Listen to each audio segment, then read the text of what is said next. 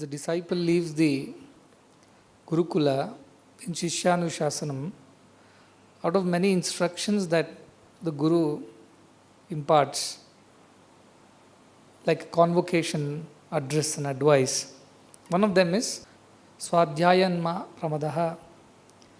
Whatever I say, do Sadhyaya, don't deviate from this Swadhyaya. Means self-study, Swa Adhyaya. You call it self-study or study of the self, whichever way. Idea is to spend time studying what already has been told to us. That is why in our scriptures, Shravanam, Mananam and Nididhyasanam, these are the three steps to attain knowledge. Shravanam is the first step. Second is Mananam. And finally is Nididhyasanam. The same thing put in another way by the Vedantins as, how do you know that this Vedantic truth is really true? So the same thing is Shruti, which is the Shastra Pramana, as I said, whatever has been spoken by the rishis out of their experience, or by the Guru or by the divine. And then you understand that the Mananam process is also a process of kind of a yukti or tarkavada. You analyze within yourself, you contemplate on it, and slowly realize the truth of it. And finally, Nididhyasana, you try to put it into practice. That is also called Anubhava, Swanubhava. By practicing it, you start realizing the truth completely. So from the hearing to contemplating and to meditating and practicing. That is when the knowledge is complete. So hearing it once, probably extremely ready soul, who has been readied over many, many births, for him or her, just listening to it once would bring back the memories of all the past, bring back the knowledge that is hidden inside, because all the tapas that was done in the past, so very quickly they can understand. It's like a boy who has done a lot of homework and then come to the class. So when the teacher starts speaking, he understands better because he has already done some pre-class reading and then come. He has not just come empty-handed, empty mind. Whereas somebody who has never put that effort and comes straight into the class swinging hands will not understand it in the same way or quickly.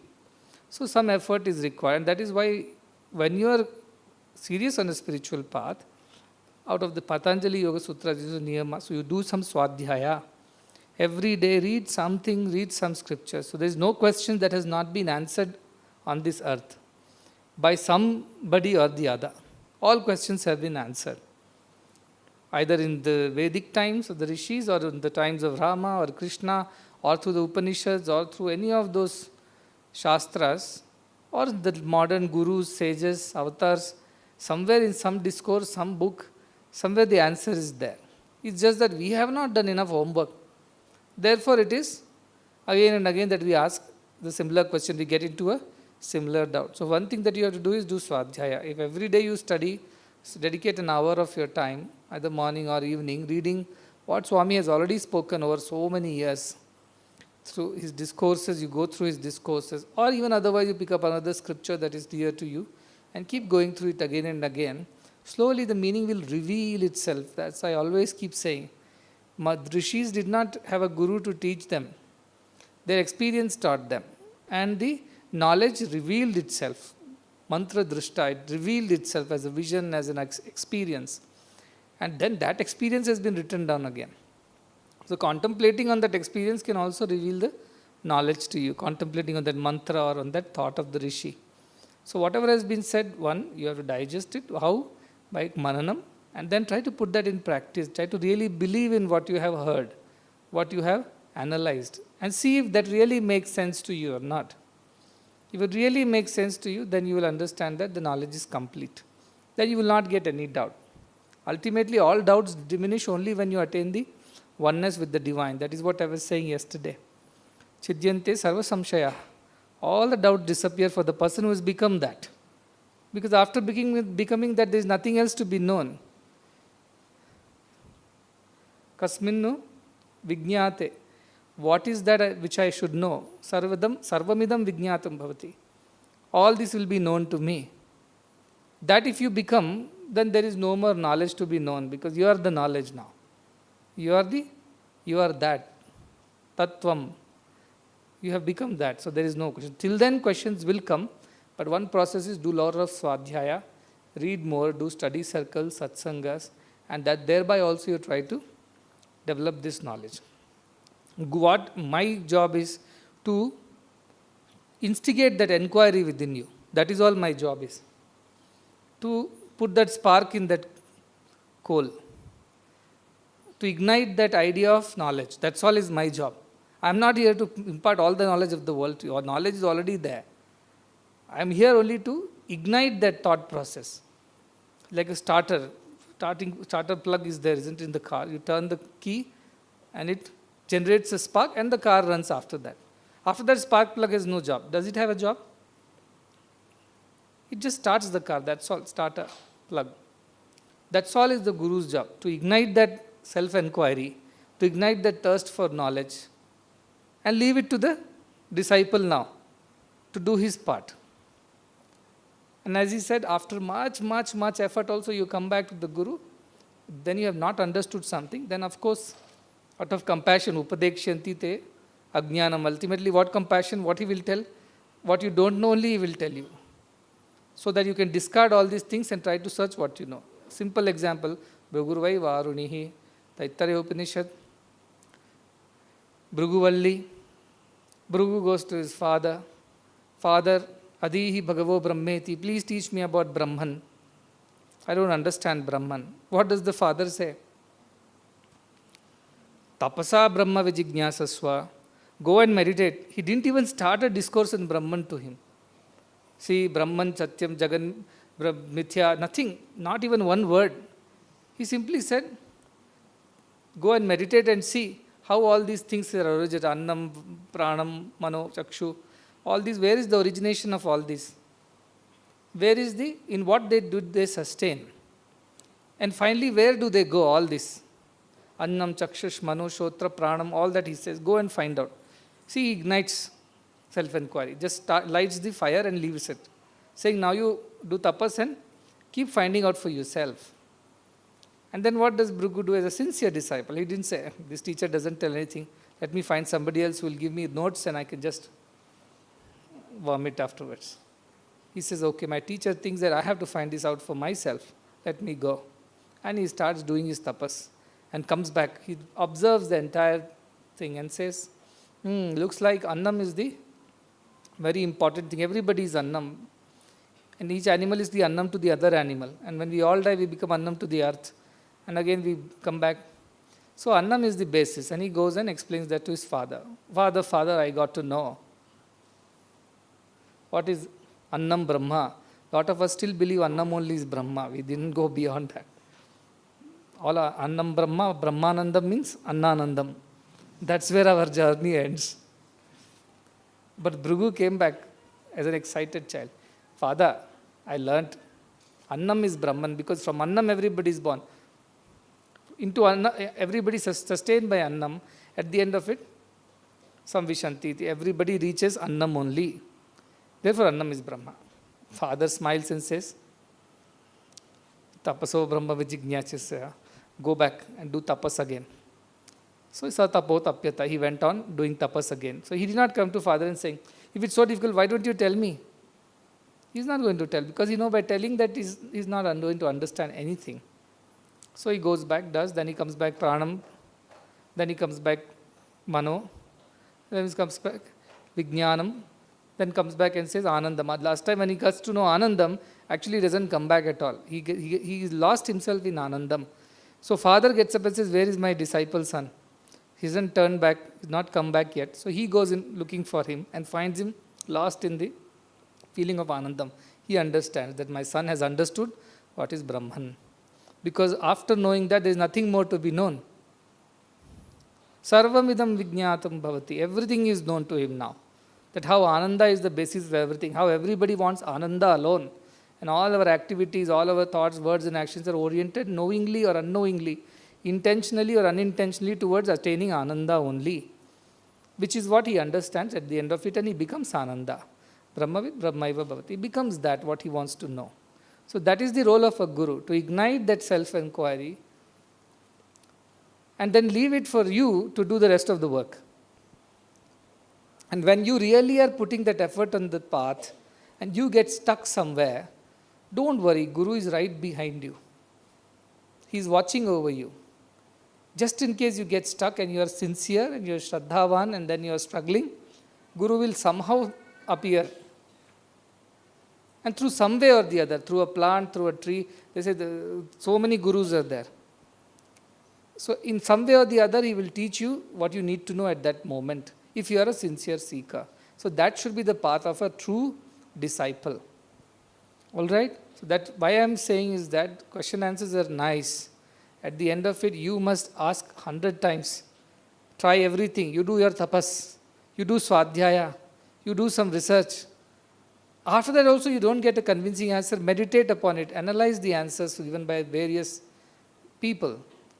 And understand what is coming from within. After that also, if you don't understand something, then probably you are deserving of asking a guru. That too is how you should ask paripada, with complete humility, not to test Guru's knowledge or not to idle inquiry. Simply jignasu. People should know, at least if I am not Gyani, I am at least jignasu here in this ashram. But what did it say? I was told the other day, Ashtavakra said, Ajivam api jignasu.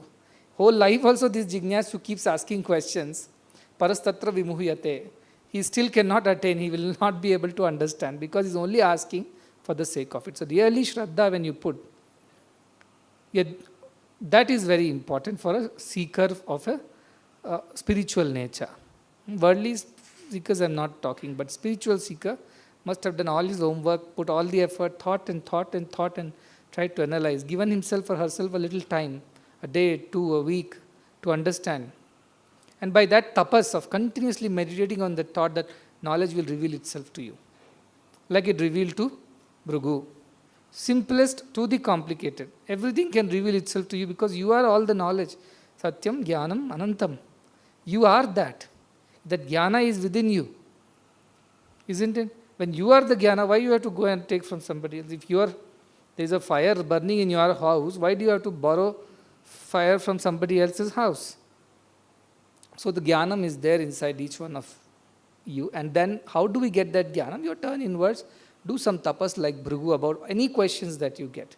Analyze and think and think and think. And after all these effort also, if you are not able to understand, get it, probably then you are deserving to come to a Guru and ask to clarify. Not at the first instance. That is not the way of a disciple. Nor should it be the way of the Guru to teach such people. So it also should be in your mind. Okay? When there is body and mind consciousness, it is near impossible to experience the absolute oneness. In a state of no mind and body, a state of absolute awareness remains and forms do not appear. Are Nirguna and Saguna Upasana two different paths or two states of existence? When body consciousness is there, you cannot have the divine consciousness. When divine consciousness is there, there is no body consciousness. So when you are doing Saguna Bhakti, thinking you are the body and there is another body by name Krishna, and meditating, then how can you attain the Nirguna? And Nirguna, if you attain or you think like that, then there is no question of giving any importance to Saguna. So are these Saguna, Nirguna two paths or two states of existence? There are only two paths. Krishna said it right in the beginning. There is no question, they are not two states of existence. The states of existence is for God, Nirguna and Saguna. For the Bhakta, it is two paths. He said very clearly, between the two, this is the easier path. So what happens when you choose this path? All paths will ultimately lead you to Nirguna only. There are no two states of existence at the end. At the end, there is only one existence. There is no two. So can you think that by thinking continuously of Krishna, you will become Krishna? No. You will become Krishnamayam. You will not become Krishna. You will not be another Krishna. So Saguna Bhakti or Nirguna Bhakti, these are two paths and ultimately lead you to state of only one state of existence. That is Nirguna only. You will also become Nirguna. You will not be different from that. And Krishna also will become Nirguna because there is Krishna. He becomes the Parabrahman. When you reach that Nirguna, Bhakti fulfills itself. So these are two paths. Attainment of both the paths is one, which is Nirguna. Nitya Shuddha Buddha Mukta Nirmala Swarupinam. That is what you will attain. Respected Narsimurti sir said, God is Kutastha, inside everyone. Is God inside everyone or the whole of creation, including all mind, body, unites? Some Advaitic are just a tiny speck within the divine consciousness. He is within me or I am within him. When rivers enter the ocean also enters the river.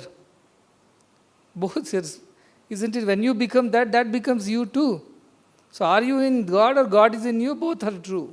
It just depends on which perspective you take. Somebody who is floating in the ocean, you will see the river coming to the ocean. Somebody who is on this side will see the ocean merging with the river. It's just your perspective. When you become God, God becomes you too. Because there is nothing. You see, when you break a pot, the air inside the pot becomes the air outside the pot also. Both are same.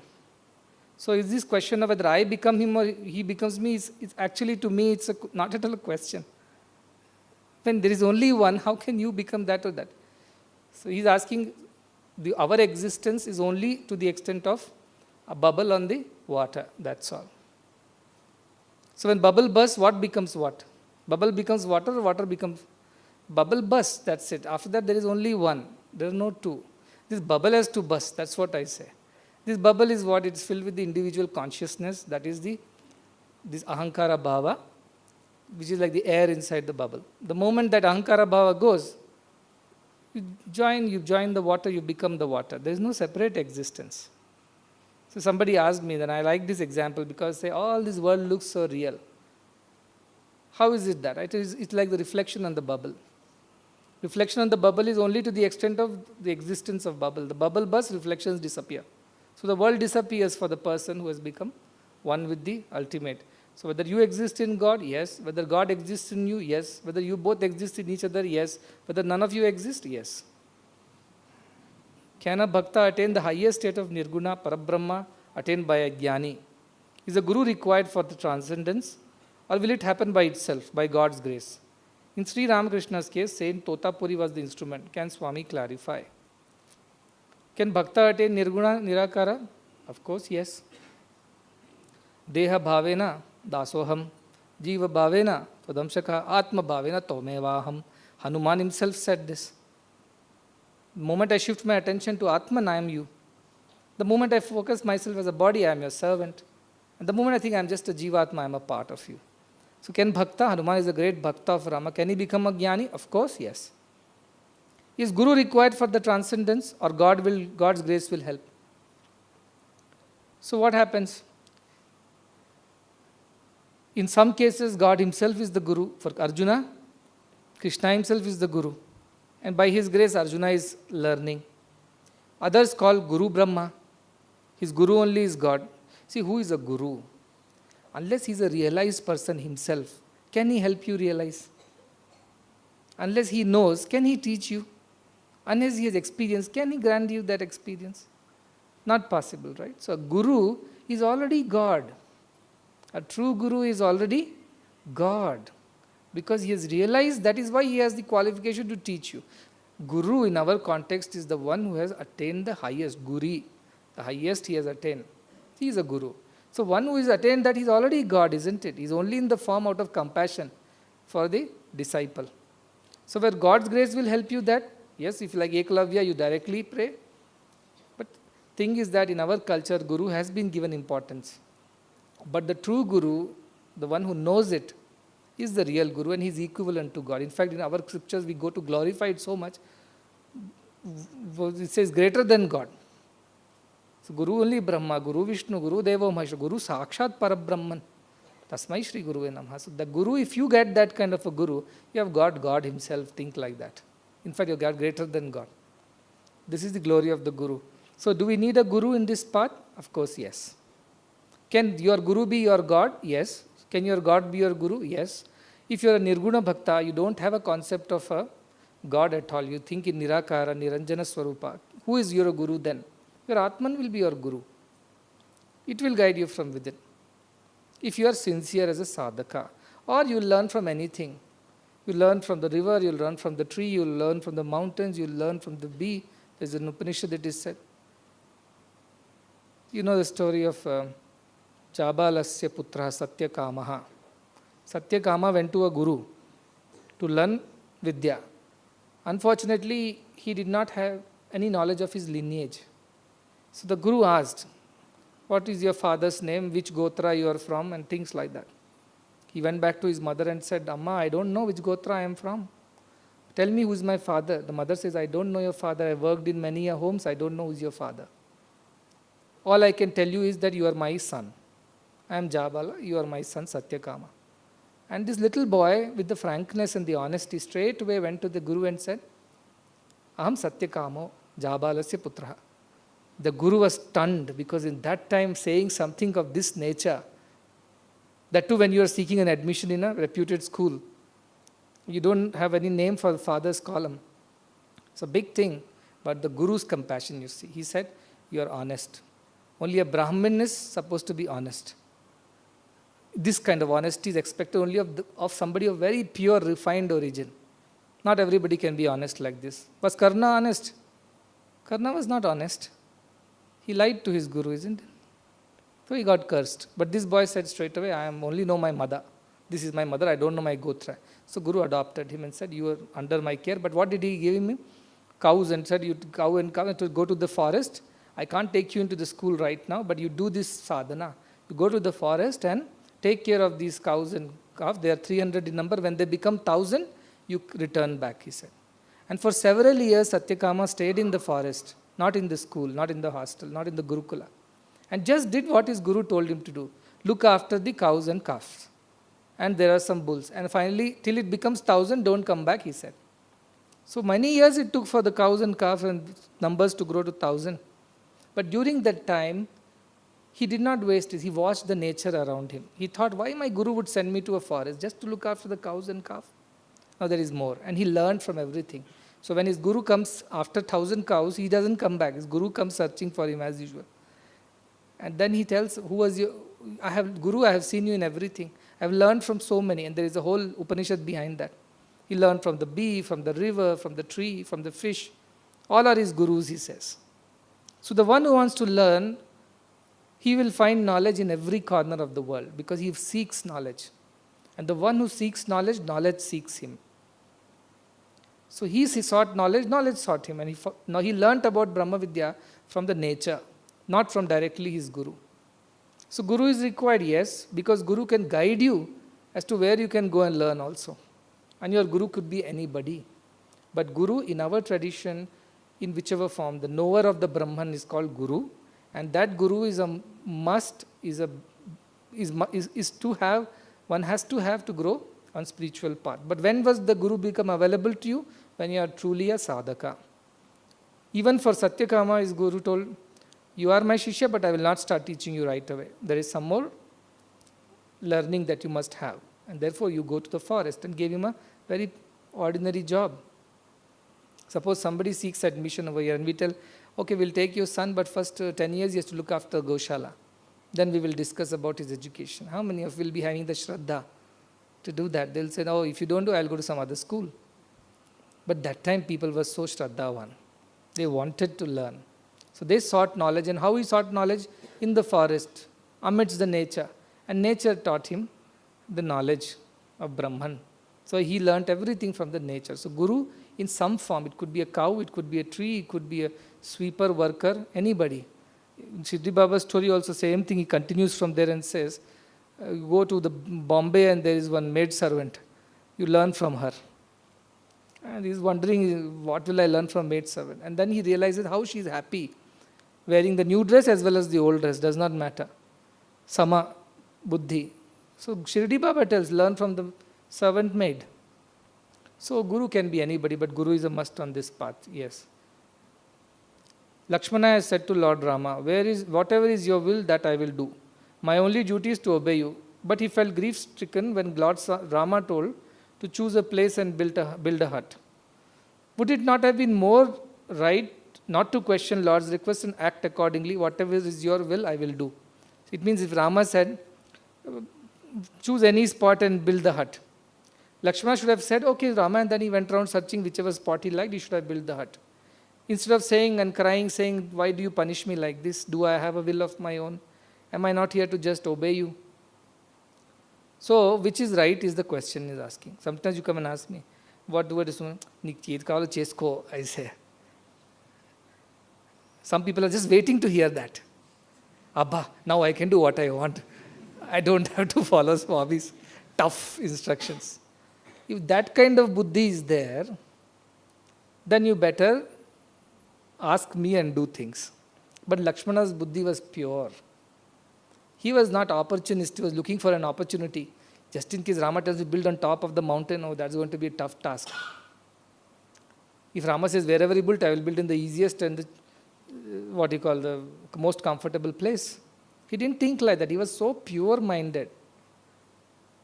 With that pure mind, he submitted to Rama with complete surrender.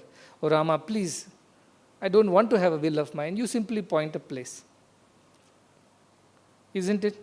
So because of his purity of mind, he deserves to say this to Rama, and he's not wrong in saying that.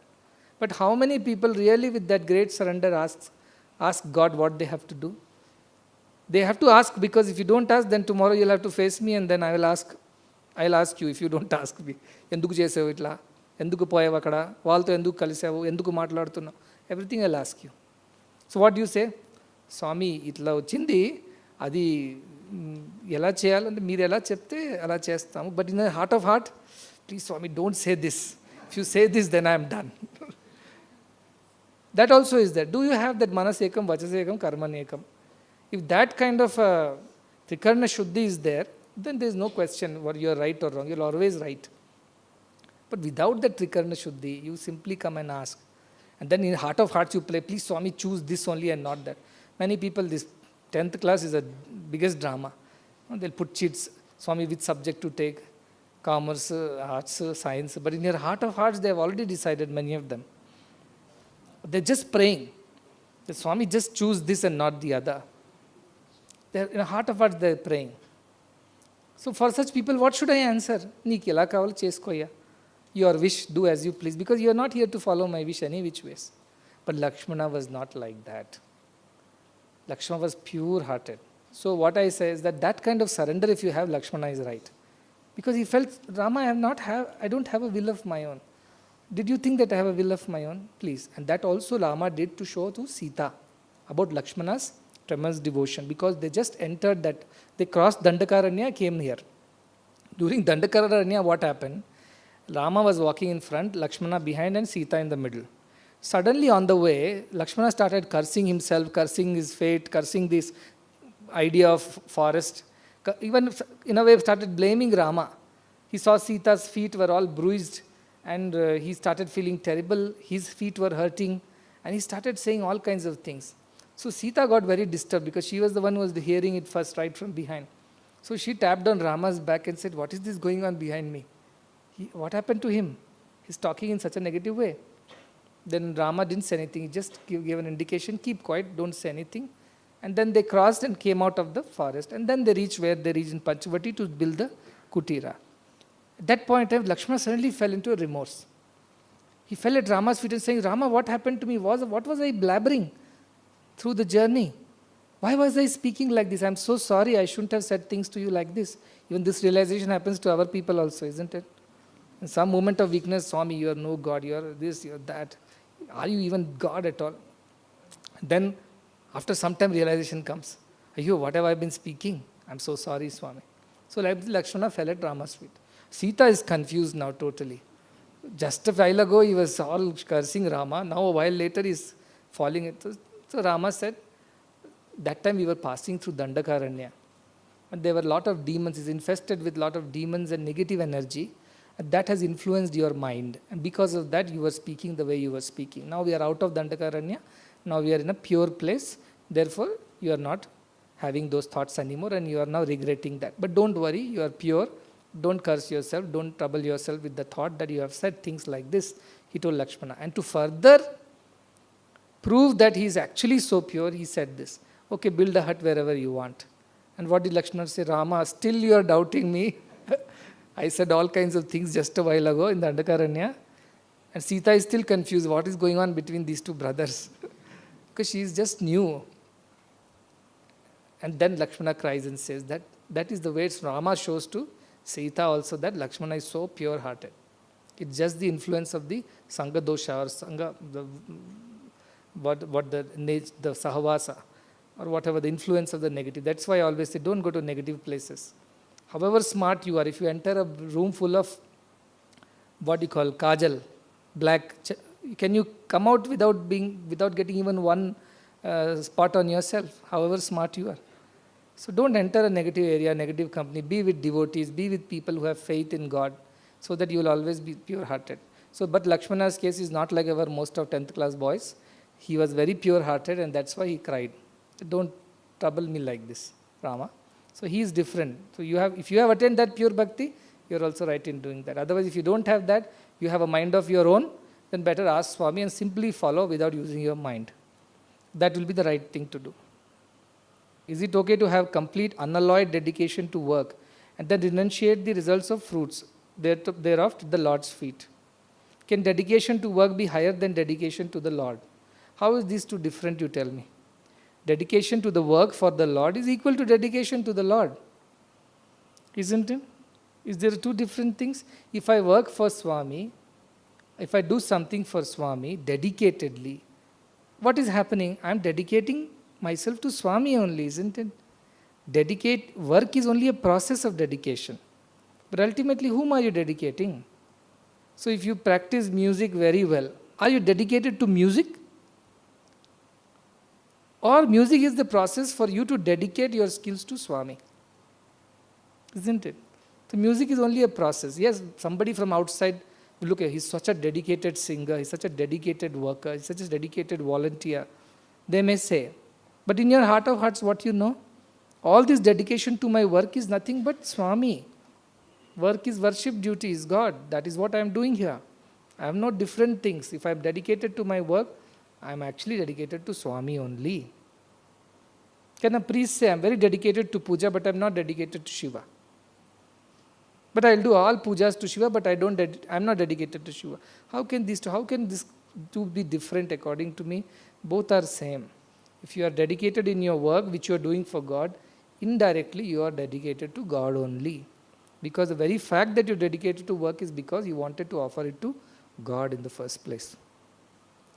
Dearest Swami, in Bhakti Yoga there is duality as God and devotee. But you mentioned that if devotee surrenders the fruit of action and do worship to Lord, then does that become Gnana Marga? Is Bhakti Marga to attain the divine is a means to Gnana Marga? So, or Bhakti Marga, Karma Marga, Gnana Marga each have their own progressive steps. Is Bhakti Marga a way to Jnana? Yes, of course, at the end of it, Advaita Darshanam Jnanam, that is the highest.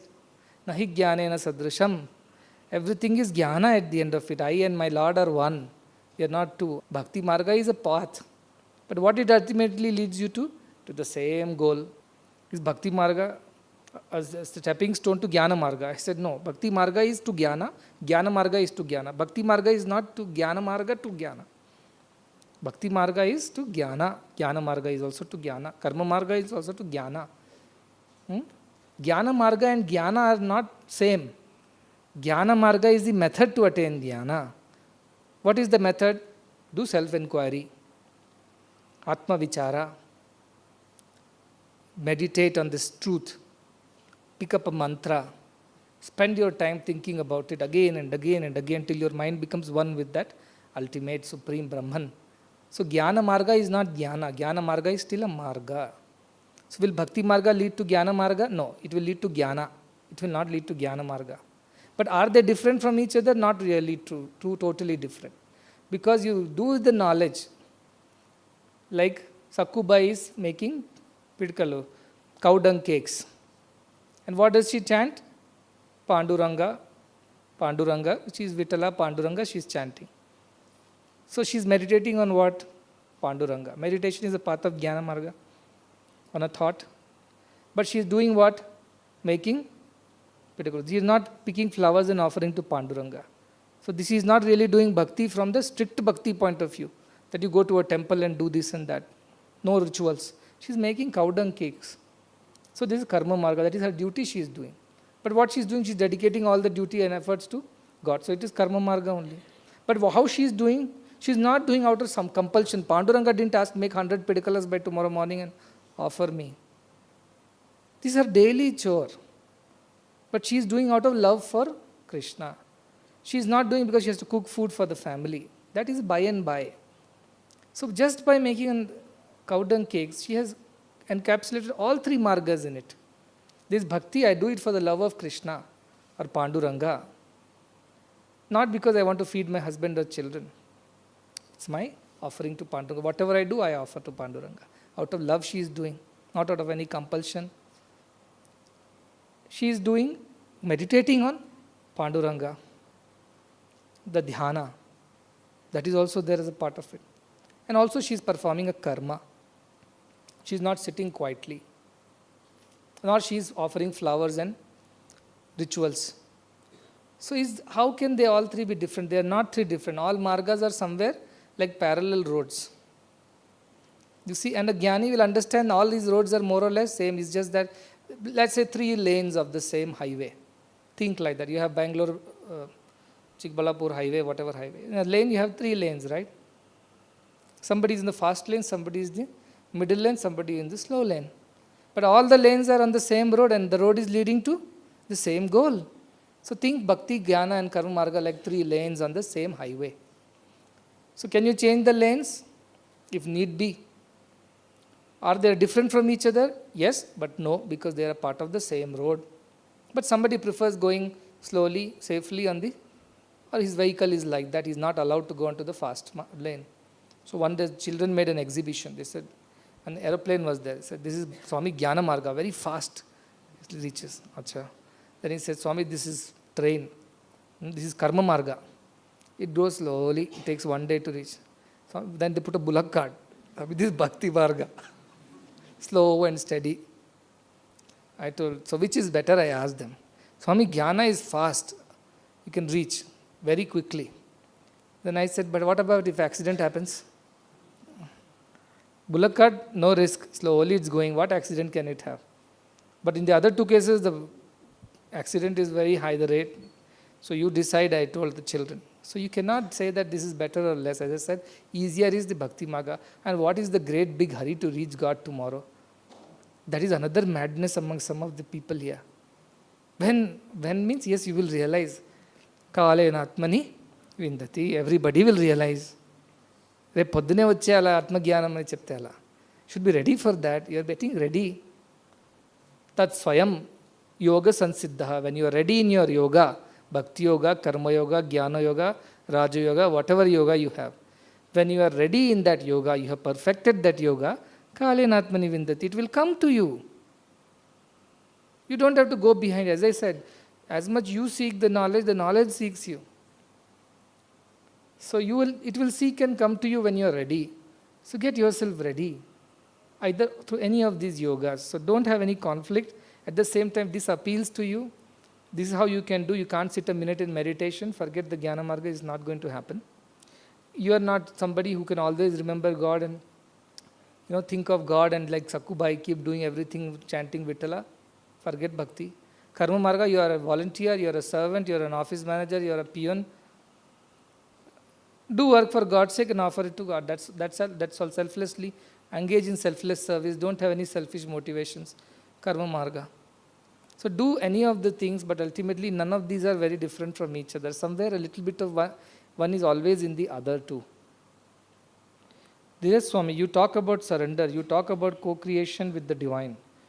Sudama and Arjuna both devoted to God. Yet Sudama was granted material boons. But Arjuna and Krishna gave the world the Bhagavad Gita. What is the difference between the 2 kinds of devotees? Arti, Artarti, Jignasu, Jnani. Sudama Kuchela was Arti. He was having trouble. Artarti was. He expected something from Krishna. He came asking for that. So Krishna said, Tatastu, what you ask for, you will get. Had he come to ask Krishna for Jnana, being a Brahmin himself, being a classmate of Krishna, he could have asked more than that. But his troubles in life were so that he only asked so much, he got that. But Arjuna was not even willing the kingdom. He didn't want the kingdom.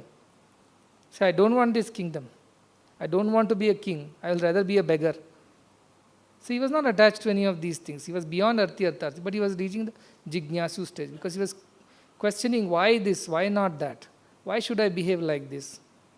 So he was a Jignasu and therefore he got Bhagavad Gita. So what you ask from God, that is what you get. You go to Kalpavriksha, ask for a half kg coffee podi, you get coffee podi only. Because that's what your wife asked to get from the market. If you go to Kalpavriksha and ask for Brahma Gnana, Kalpavriksha is capable of giving that too. So it depends on the Bhakta, not on the Bhagavan. Swami, how do we know which qualities of us are from the past lives? How do we overcome some of the unwanted qualities of this? Which qualities are from the Purva Janma, Vasanas, they are saying.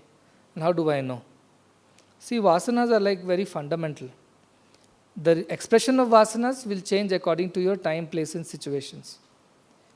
Isn't it? Vasanas are the basis, fundamental, on which you react to any circumstances. For example, anger is a Vasana. Let us say you were direct disciple of Durvasa in some point in time. You are born here now in this ashram, is a different story. Isn't it? So basic anger is always there inside. And it shows up in every little thing. You are angry with yourself sometimes, you are angry with your people, and sometimes angry with Swami. Even somebody who you cannot get angry with, you get angry with. It means what? Your vasanas are beyond logic. Vasanas are those who are beyond any logic. They are uncontrollable. You get my point? So those are vasanas. And whom do you show it on? That depends on the situation. So vasanas are the very basic, deep-rooted samskaras which have come with you. And for every small thing you are going to express it in some way or the other. For somebody it may just stop at a thought. For someone else it will express itself as a few words. And for somebody else, you will have a fist fight. But everything is happening because of the inner vasana which is controlling your word or your thought or your hands and legs. But the anger is from inside. That anger is coming from, so the vasanas are that which is not in your control. In the sense, there is no logic to their expression. After doing only you realize whether there is a logic or not. But while doing you don't realize it. Whereas, samskaras, the good samskaras, susamskaras are those which you choose and do. So vasanas, can they be positive vasanas? Yes, they can also be there. If you put a fish in the, dry fish in the paper, it will smell of dry fish. If you put jasmine flowers in the same paper, it will smell of jasmine flower. Both are vasana. Vasana in Telugu means scent, of smell.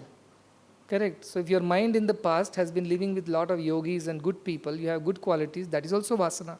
Inadvertently you will do good things. Even if somebody shouts at you, you will never be able to shout back. Because your vasanas were jasmine flowers in your mind. Whereas if you had dry fish in your paper behind in the past birth, immediately you will react. So vasanas are those which are driving our minds without our control. And there is no logic, that's when you learn. Whereas when we acquire samskaras in this birth, by learning from others, we can discriminate and act.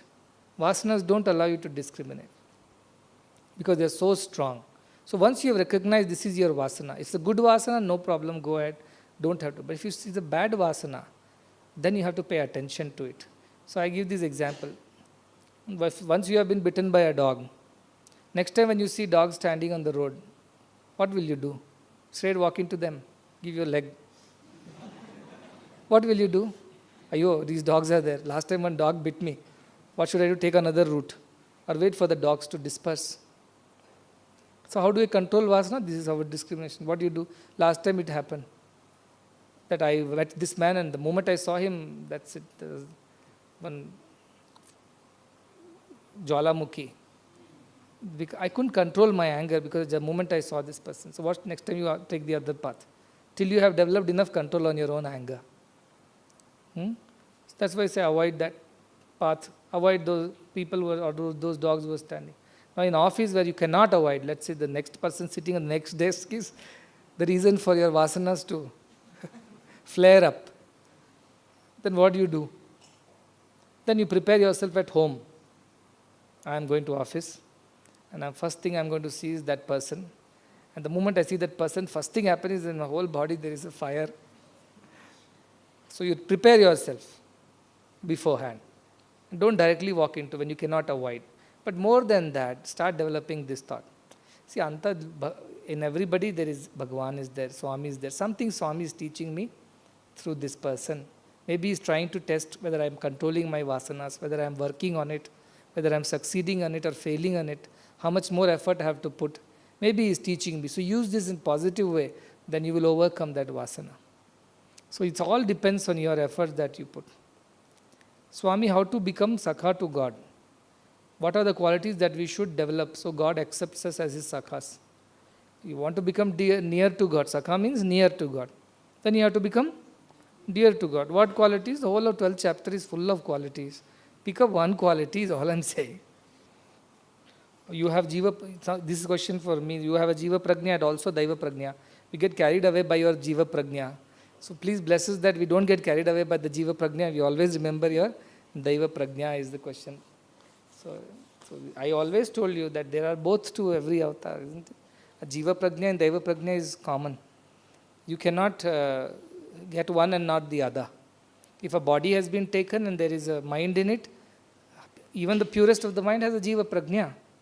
Krishna has a Jiva Prajna. At the same time, what do? See, when you look at, when I am looking at this pillar, I cannot look at the flowers. When I look at the flowers, I cannot look at the pillar, isn't it?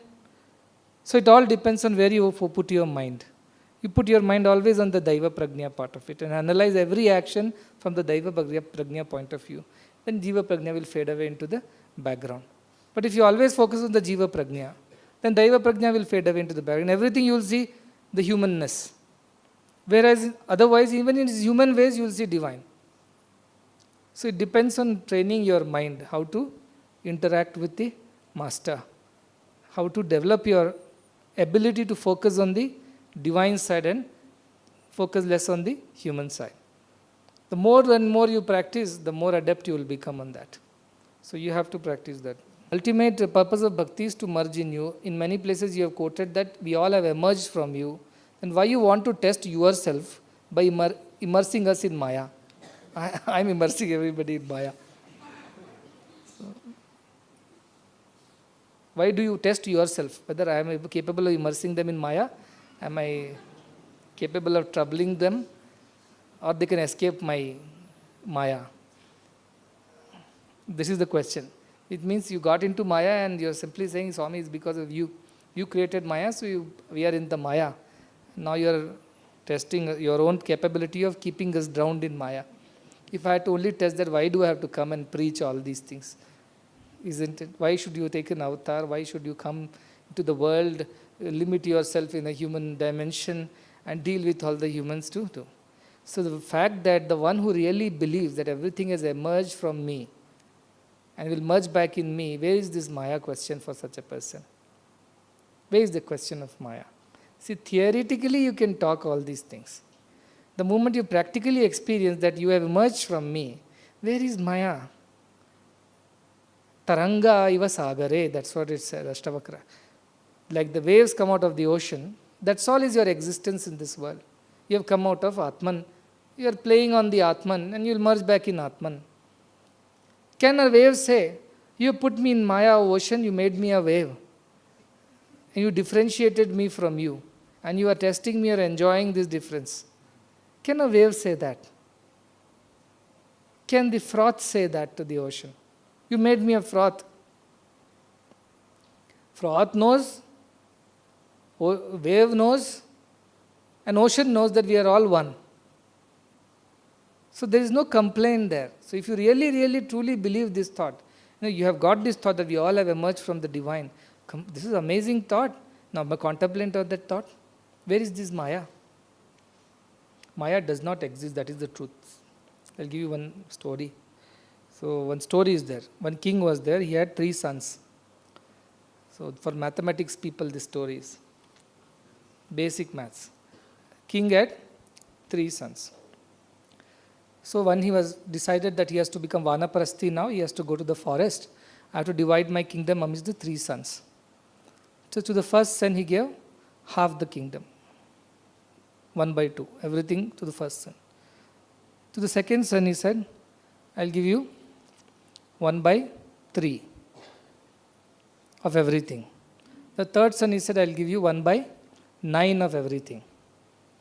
And he decided on this formula and went off to the forest. Now everything was getting divided, the gold, the jewelry, the lands, and everything could be divided into 1 by 2 or whatever, 1 by 3, 1 by 9, whatever. Correct. Now they had 17 elephants. And they had to be divided between the 3. 17 elephants to be divided between 3 sons in the same formula. How will you divide? So all of 3 started fighting. How can we divide this? 17 divided by 2, 1 elephant will become half. 17 divided by 3, how is it possible? 6, how is 9, how is it's not possible, let us not. So they all started fighting and fighting and fighting. And then what happened? The mantri came. Mantri brought one more elephant, his own elephant. He said, why are you people fighting? Take this elephant now. How many are there? Oh, 18 elephants are there. Okay, now divide between yourself and the same formula. Right? So what happens now? 18 divided by 2. So half the elephants are gone with the older son. Then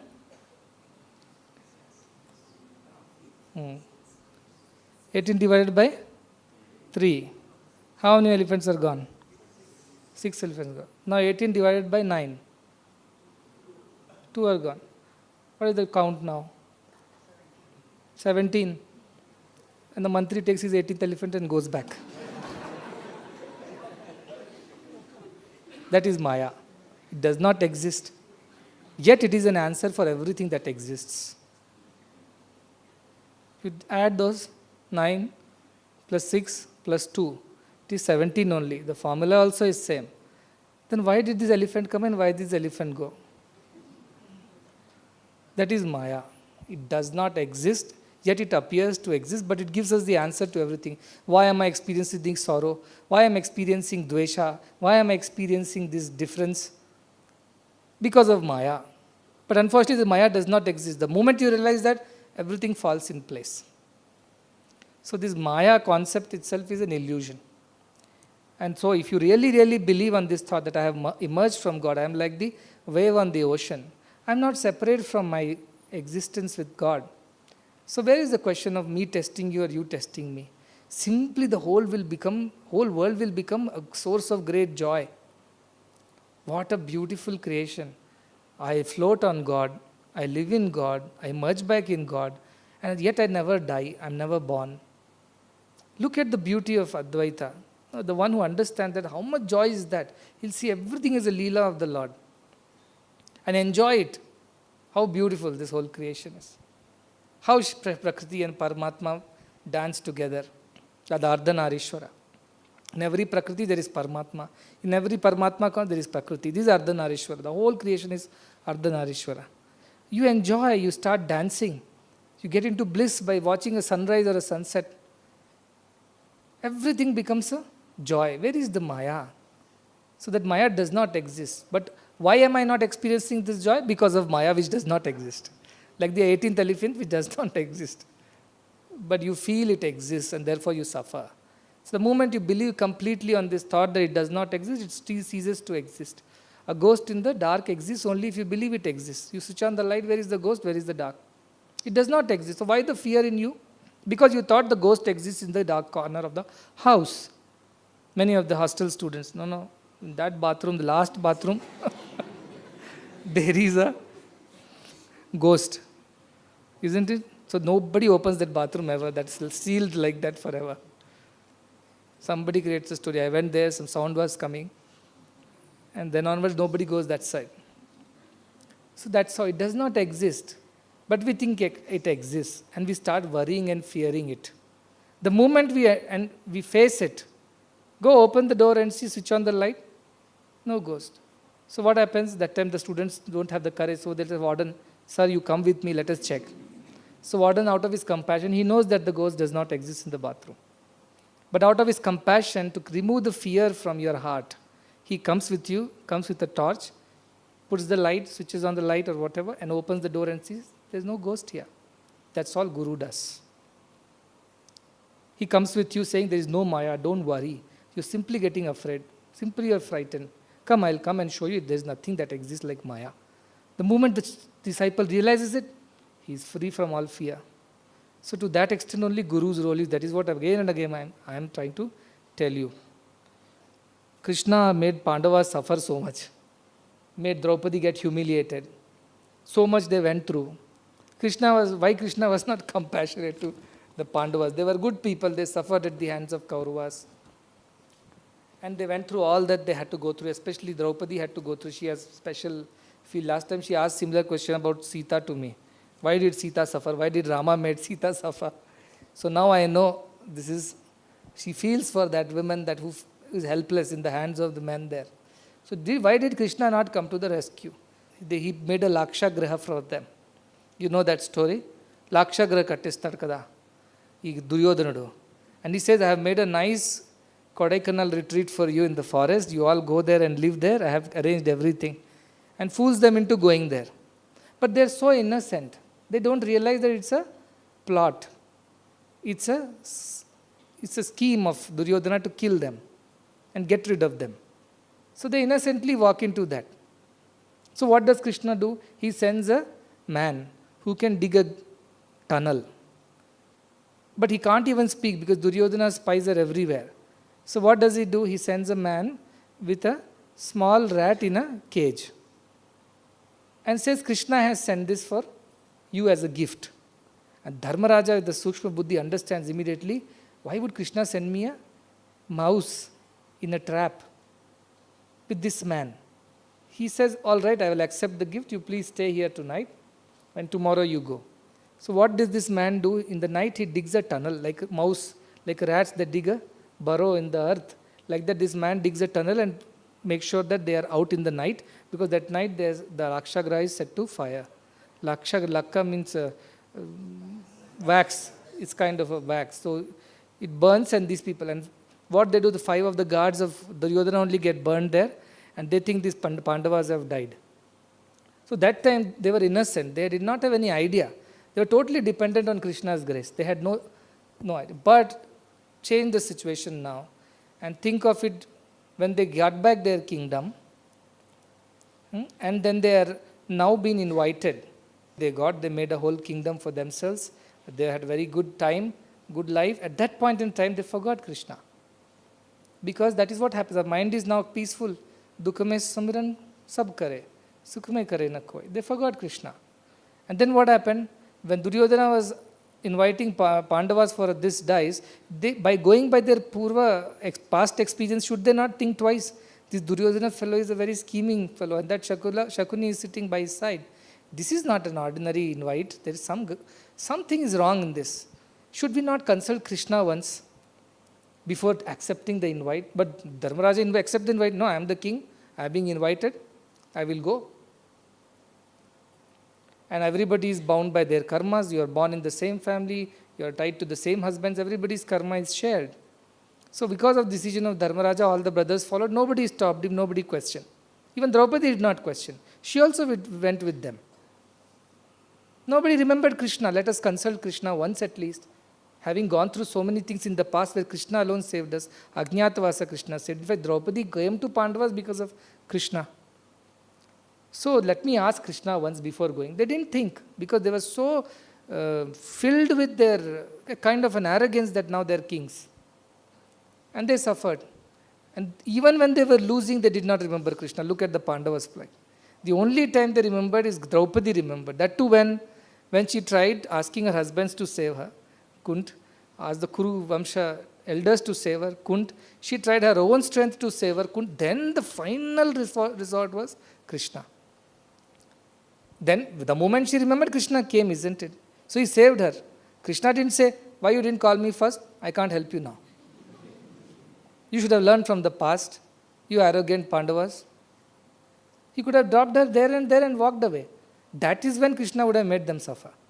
But this suffering was their own. Tapatraya as we call. Sufferings are made of our own. Because of our own karmas, because of the people around us whom we are associated with, because of the devatas whom we have not pleased. Tapatraya is because of that. So this Tapatraya was their own creation. All this is as long as you think of Dvaita. In Advaita everything is Leela. So that doesn't, but you cannot stay on earth and talk about the skies. You become that and then talk about that. Then you have the deservedness. Then everything becomes a Leela and no questions asked at all. But till then, so somebody has also written, is it Krishna's will that they had to suffer like that? Because everything, Trinameva, without your will, even blade of grass does not move. So people apply this logic. Did Krishna decide that Draupadi should be humiliated so badly in the court? Did Krishna cause the war and get so many killed? Made Pandavas suffer at the hands? So the question is that at the Advaita Bhava, everything will look like a Leela. There is no question asked. Chintete Sarva Samshaya. You don't have a questions asked. You know everything is Leela. Taranga is on the ocean. No separate text. Duryodhana also is Krishna. The Dharmaraja is also Krishna. Draupadi is also Krishna. Who is male? Who is female? Nothing exists there. Who is being humiliated? Who is being praised? Who lost the kingdom? Who gained the kingdom? Who died and who lived? Questions only don't arise in Advaita. But in Dvaita Bhava, where we all are existing, we have to apply the Dvaita logic over there. And Dvaita logic says that unless you learn to remember God at all times and seek His counsel, remember Him, be dedicated, you will go through what you have to go through. And that is what happened. Next time when Krishna went to Duryodhana and tried to advise him, look, this war is no good, because Krishna knew Duryodhana is going to suffer the most, not the Pandavas. Their kingdom will get wiped. Kuru dynasty, Kauravas will get wiped, Pandavas will not get wiped. He knew that. So he tried to advise Duryodhana, let us not fight a war. You negotiate. Did Duryodhana listen in his arrogance? So how can Krishna be at fault? Krishna did what was required by Dharma at that juncture. Isn't it? So that is how Krishna came in. When you call God as Apad Bandhava, you have to come with that surrender. When Draupadi forgot surrender, Dharmaraja forgot surrender, Pandavas forgot Krishna, they suffered. When they remembered Krishna and sought refuge again, he helped them win an impossible war. Impossible war he made them win. At every step it was Krishna alone. How did Bhishma die at the hands of Arjuna? Krishna. How did Drona die? Krishna. Kripacharya die? Krishna. Even Duryodhana died because of Krishna's tactics. You think these people could have been killed? You think Arjuna could have killed Bhishmacharya, Karna, Dronacharya? No way, no way. It's Krishna who stood by their side and said, now that you have taken refuge in me, I will help you. But the moment they forgot Krishna, they all suffered. So that is the lesson from Mahabharata for ordinary people. That you be with Krishna, remember Krishna, you will not go through these sufferings at all. But if you forget him and you act according to your wish, then you suffer. So it's like same Lakshmana, Lakshmana was surrendered, so he had the right to tell Rama, please don't tell me to choose. But did Dharmaraja remember Krishna like that? Before accepting the game of dice, he didn't remember. So he suffered. Still Krishna's compassion that when he was called, he came and saved Draupadi. He could have as well left things as it is. But he came and saved and then again got them their kingdom back. So, and why Pandavas were born in such a way, why they suffered, their Purva Janmas are there. Because of that, they were born in a certain family, to a certain father, to a certain mother, and they had to go through what they had to go through. Now, what you did in the Purva Janma, based on that, you choose your soul comes to the family, the parents. So, you are born in a rich family with good people, pure-hearted, or you are born in a family like that. It all depends on your Purva Janma samskaras. So, that also was coming from there. So, they had to go through what they had to go through because of their Purva Janma and the present some karmas, but yet Krishna was by their side and helped them at every step. So Krishna didn't make them suffer. They suffered and Krishna made them not suffer by being by their side all the time. Yesterday I told about Draupadi's story. The moment she remembered Krishna in the forest, he appeared and saved them from Durvasa. When has Krishna not saved Pandavas? You understand? Ma? Krishna was always compassionate. Manamu, if we look at him, the way we look at him, that is how he becomes for us. To Kamsa, he couldn't withstand the name of Krishna. His body will shake and shiver, it seems. The moment somebody mentions Krishna. Ravana. But same Gopikas, pure-hearted, they saw Krishna good in everything. Krishna is always good for them. Somebody has also written a question. Some bhaktas are there, but they engage in some bad habits. So are they bhaktas or not bhaktas? I told Ravana was also a bhakta, Shiva bhakta was there. But he was also engaged in bad habits. So what happened to him?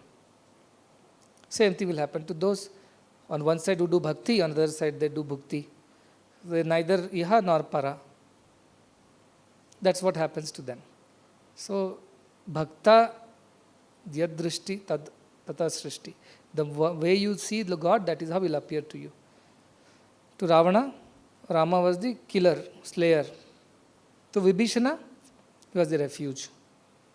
To Gopikas, Krishna was love and love alone. To Kamsa, it's all hatred. So it depends on what we are. So God looks like that to us. But truth is that never ever God has done any harm to anyone. Will not do also. He only does what is dharma. Now, dharma may sound good to some and not good to others. That is their own individual perception.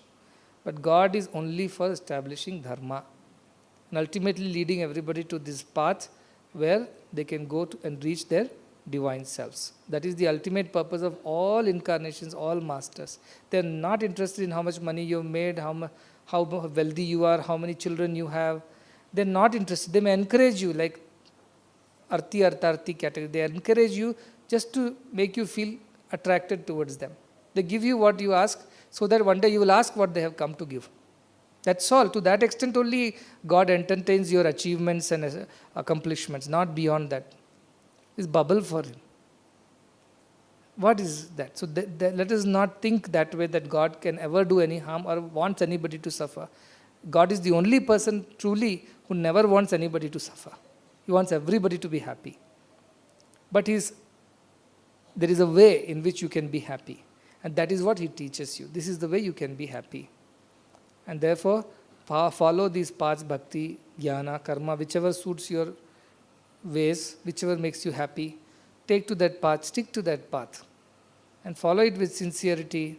Do a lot of swadhyaya. Read. That's why I always read the lives of other bhaktas. Because they have walked on this path. They have gone through what you are going through. So it's a nice little kind of a guide. And you know that these are the situations they went through, and therefore I may also go through. So you already get answers to many questions when you go through the lives of other saints and great Mahatmas, devotees. So this Swadhyaya you must do, and then you will not have these many questions. You yourself have understood half of these questions are not questions at all. But that needed somebody to sit down and really think. If you thought and meditated, you would have got the answer for yourself. Or at least if you've done Swadhyaya, somewhere, sometime, it's been spoken about. So read a lot of good things. Every day actually, Swadhyaya to me is everyday affair. Everybody should read every day. Something. It elevates you. If you can't read a book, then you meet somebody or sit with somebody who is Jnani and learn something from them. But it cannot happen that every day you spend the whole 24 hours and you don't find time to read something good. That cannot be right. That is not fair. Because the main reason you are here is only to learn spirituality. All others are supposed to help you. Now forgetting that, you do everything else. And you forget this main thing. That cannot be the way. So I just wanted to instigate, I just wanted to kind of ignite this idea of bhakti, of swadhyaya, of spiritual practices. So we started this Gita Gnana Yajna just to bring back. Now it's so easy. Earlier books were not available, on these topics. Today everything is on your phone and your pads and your Kindle, everything. You can just use that as walking, talking. Even 10 minutes you can open and read another 2 shlokas. And that will help you. So develop that habit, that thinking. For that sake, this session. This session is not needed for me. It's not needed for Narasimhamurthy. It's needed for those who are yet to start or they are just starting. So do make good use of this time very well. Most of the time we complain we don't have time for God.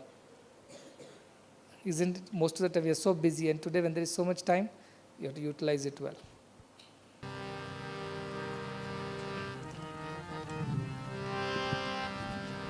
ఎప్పుడొచ్చావంటూ ప్రశ్నించునొక్కసారి బాగుంటివాయుంచు పలుకరించు ఎందుకున్నావని అడుగునొకసారి నాకంత తెలుసునుని నవ్వుచుండు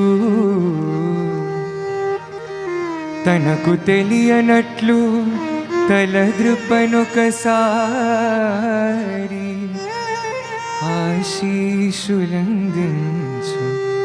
అందముగము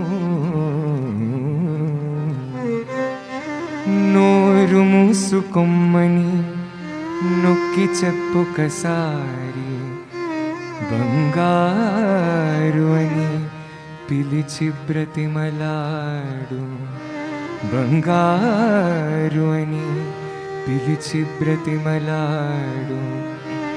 అంత దగ్గరయని పెంచి అహము పెంచు, మోకరిల్లెదమనుకొన్న మోహము త్రిప్పు. సరిగా ఎరుగము మనమెప్పుడు సాయి మనసు, సరిగా ఎరుగము మనమెప్పుడు సాయి మనసు. మధురమూర్తికి మృకుటే మనకు తెలుసు,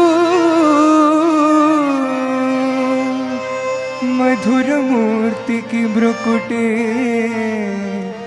మనకు తెలుసు. ఆనా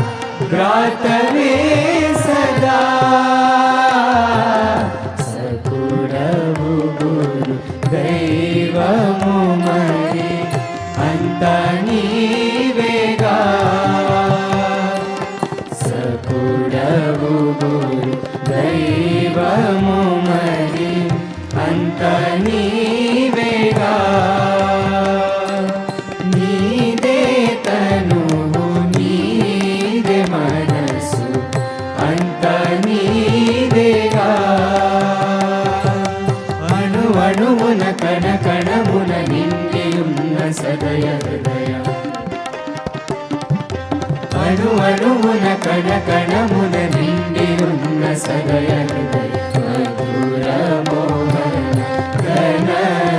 श्याम सुंदर साई आनंद प्रदाई नांदला रास होय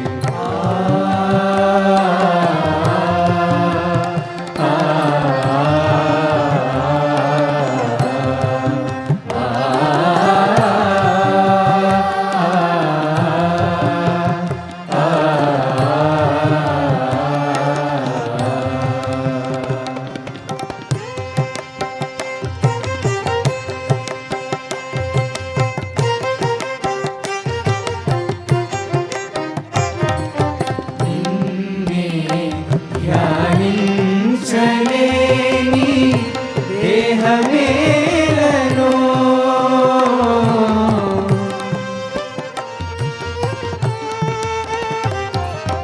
నిన్నే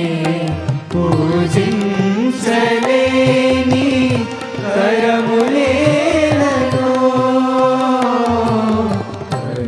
కనువిందుగా నిన్ను చూడని కన్నులేలను కనువిందుగా నిన్ను చూడని కన్నులేలను నిన్నే మరచి నింతలంచని జన్మమేలను నిన్ను తలవని నిన్ను పిలువని జీవమేల జిహ్వమేల నిన్ను తలవని నిన్ను పిలువని జీవమేల జిహ్వమేల మధుర మోహన ఘన